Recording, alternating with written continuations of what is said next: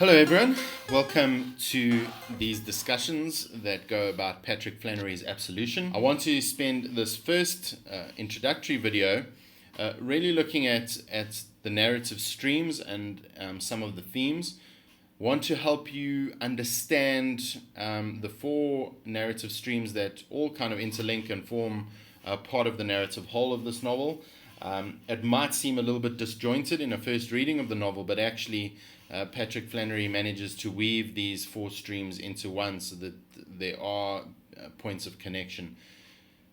But it's best to understand how those all connect before we get going with looking at specific sections of the novel. The first stream is always entitled Sam. Now, this is written in the first person from Sam LaRue's perspective, and Sam LaRue is Claire's biographer, and really tells his side of the story of his engagement with Claire.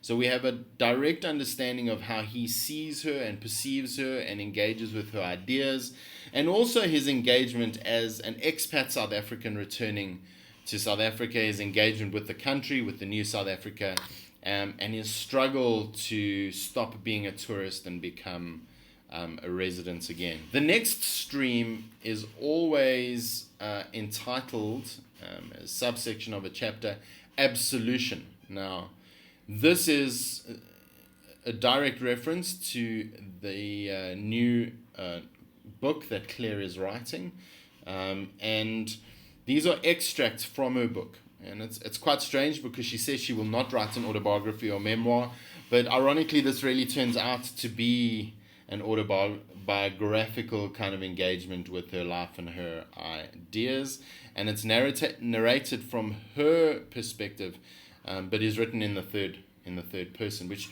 really shows a disconnect, and we'll get into more detail with this, but it shows a disconnect between Claire as a person and her willingness to engage with her past and to be confronted with her past.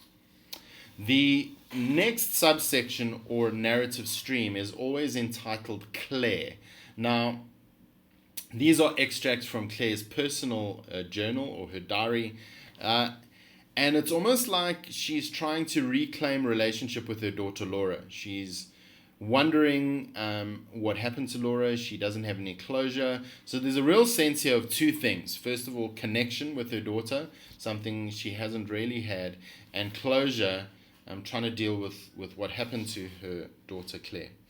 And then the fourth narrative stream is always preempted by a date. So we have dates like 1989, 1989 to 1998, 1998 to 1999, and we also have 1999.